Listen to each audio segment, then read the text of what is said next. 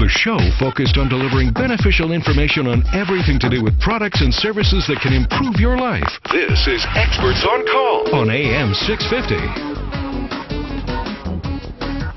Welcome back to Quay Pacific's Talk About Strata. I'm Stirling Fox, joined in studio by the Executive Director of the Condominium Homeowners Association of BC, Tony Gioventu, who is also the Vancouver Province's Condo Smarts columnist. Tony, I have a copy of your latest column from last Sunday in front of me, in which you talk about alterations and other insurance issues, and it's a very topical piece that you wrote, because now we're going to get to that all-important list that you suggested moments ago.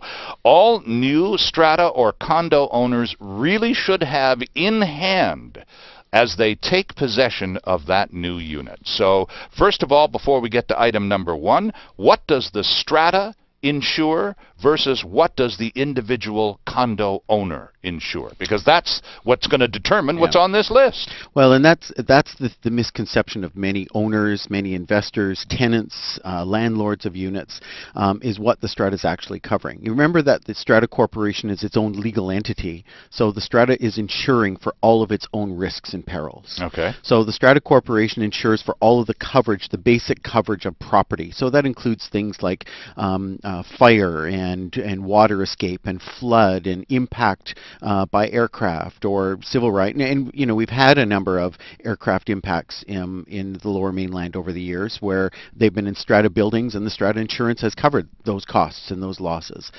So we have all of these general perils that are covered just because the legislation says you must cover this collectively for the interest of everyone. They also have general liability. So the strata has to have a minimum of $2 million general liability, and it covers those types of things that may be risks or injuries on the property. Somebody falls down the stairs that weren't maintained properly, or you know, they've slipped on the front sidewalk that wasn't dealt with properly, and the strata corporation is sued for some reason.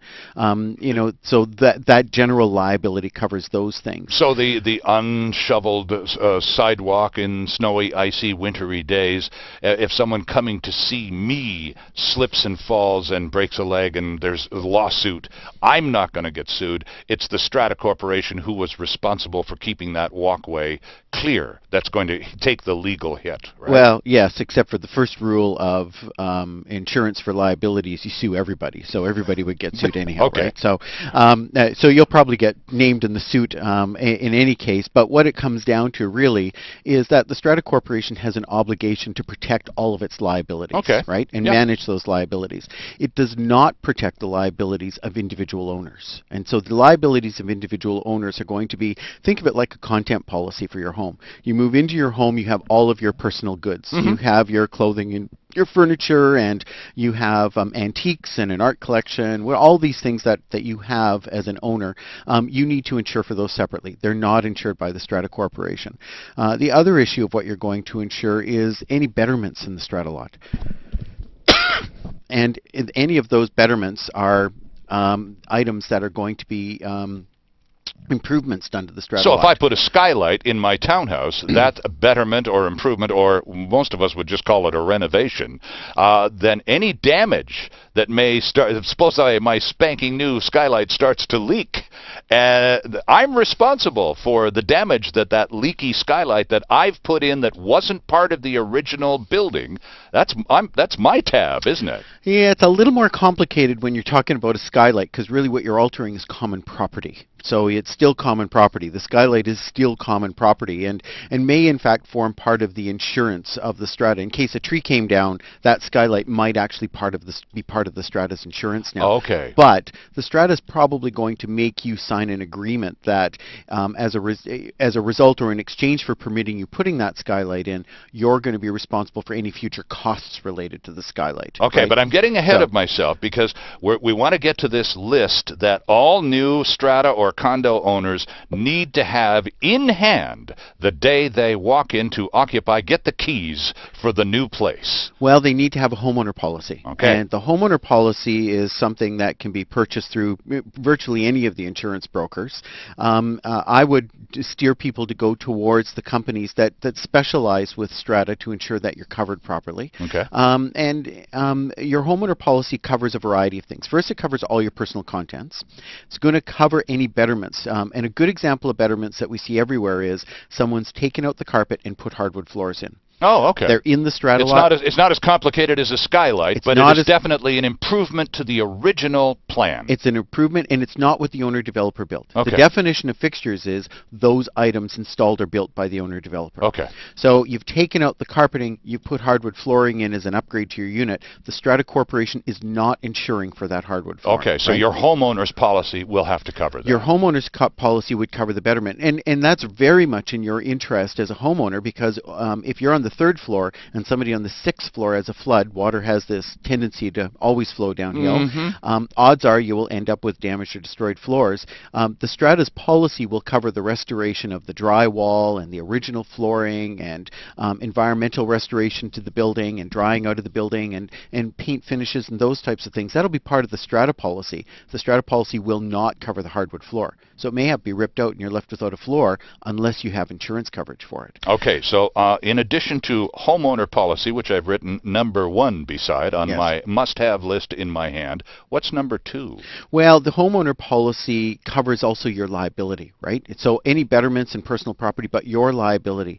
And one of the liabilities So be aware of your liability. Well, one of the big liabilities that many people are not aware of is the cost of the deductible for the Strata Corporation. If you've caused a flood, or you're responsible for a flood in the building, and the water deductible is $10,000, you're probably going to be expected to pay that $10,000 bill, and quite likely, if it went to court, would be found responsible for the $10,000 bill. We had a recent decision where an owner was responsible for a $25,000 deductible because their toilet had overflowed once they'd left and gone to work for the day, and caused a flood in the building, and they were found to be responsible, and they were responsible for the $25,000 that the Strata Corporation didn't cover, the first 25 grand. So if your homeowner policy, if you have a homeowner policy, would that likely kick in and cover that deductible that the Strata Corporation is going to want from you if you were responsible for causing damage? Well, this is one of the reasons why the Strata Corporation at the annual meeting has an obligation to do a report on insurance. And the best way to do a report on insurance is simply provide a copy of the summary pages every year to the homeowners and the tenants and the landlords, because that's going to show what the deductible amounts are, the cost of insurance, any exclusions or omissions from the policy. And a homeowner can then take that policy, and when they purchase their own policy for their strata lot, either as the homeowner or the landlord or the tenant, they can purchase additional insurance to fill in the blanks of what the Strata Corporation might have limits on or exclusions. And that $25,000 deductible is a devastating amount of money for someone, just because they went to work, and if your dishwasher pump failed during the day, or your washing machine hose broke and you flood out the building, you're going to be paying that $25,000 deductible. And if you don't have coverage for that $25,000 deductible, it's coming out of your pocket. Is that coverage fairly standard? So we're not talking about creating a brand new file in the insurance business or anything. No, it's become fairly standard to cover the height of this risk. Okay. But it has limits to it. It's difficult to get more than $25,000. But is it likely that your deductible is going to be more than 25 grand? We have many strata corporations across the province who are older buildings, haven't replaced their piping, or they have behavioral problems in their buildings where their deductibles are $50,000, $100,000, or $250,000. Okay. So if you're a homeowner and you're in a high-rise that's had a lot of water escape in the last 2 or 3 years, your deductible is probably $100,000. So here we go. Another bit of important paperwork to note.